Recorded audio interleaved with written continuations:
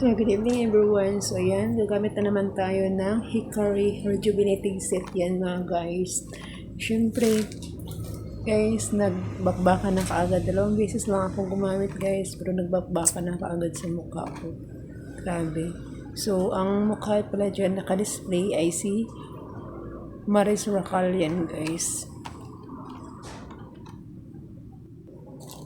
Ayan na po guys. So, syempre gagamit tayo ng bulak. Bulak kasi talaga yung ginagamit ko guys. Ayoko yung ibang bulak ba. Yun ang gusto ko kasi syempre affordable din yung budget natin. At ito na po yung ginagamit ngayon yung Hikari. Tinatry ko lang po siya guys kung ano po. Pero hindi po siya mahapdi. Ganda po siya sa mukha. Bali, malamig lang siya kapag dumampi na po sa ating mukha yung mismong toner.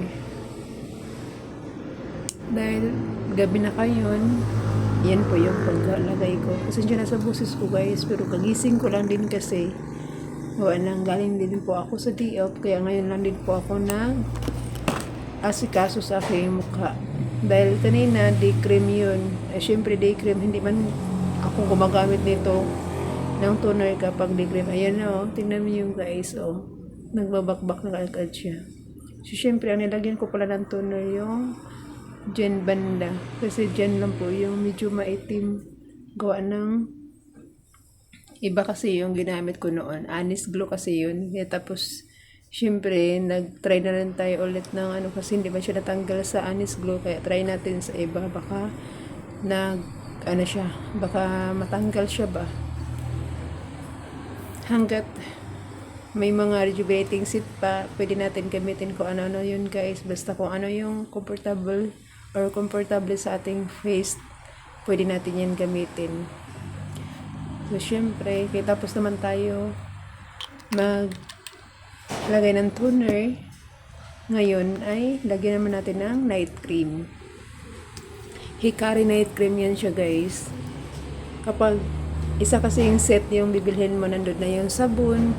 Syempre, hindi po ako ng sabon ngayon. Yan lang po muna yung ginagamit ko. Yung toner, tsaka night cream. Try ko lang po siya kung magbakbakan. Pero yung isa kasi, ginamitan ko lang po yun siya bali isang beses lang ko nagsabon sa mukha ko guys. Kasi tuwing naliligo ako, saka naman din ako maglagay kasi mahirap talaga guys kapag lagi tayo ng hilamos. Yun kasi yung dahilan kaya yung iba nating mga kababaihan na hanap ka agad din yung mga mata nila kasi gawa ng panihilamos. Once galing ka sa trabaho, dapat hindi tayo maghilamos. Alagaan din natin yung mata natin kasi syempre mahal din po kasi yan kapag bibili tayo ng eyeglass. Syempre yung eyeglass na yun may toner, may na rin, may grado na rin. Syempre kailangan natin alagaan. Kaya ako kasi kung tinatamad ako maligo, ayan, hindi tayo maliligo. At syempre, hindi pa rin natin pabayaan yung ating mukha. Lagyan pa rin natin yan ng mga anik-anik. Syempre, Hikari yan guys. Night cream yan nilagay ko. So, ilagay ko lang din dito sa aking yellow basket. Yung gusto mag-try. Pero, di sa guys walang halong biro to.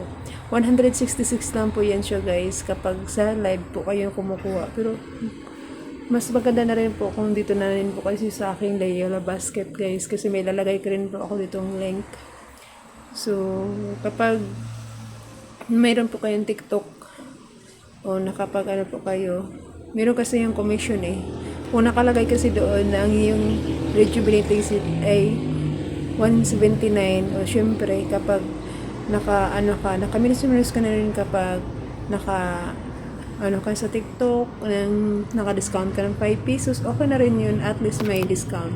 Kasi yung akin guys, noon, nung nag-Honest Glow pa ako, ang Honest Glow po kasi is 245. Legit naman po siya, pero syempre hindi pa rin natatanggal yung aking mga, dito sa aking mukha, yung mga milasma ko. Kahit araw-araw ko na, hindi pa rin po. Medyo mahapdi lang po talaga yung toner. Based dun sa ako din din ako dun sa Honest Glow na isa, yung 90.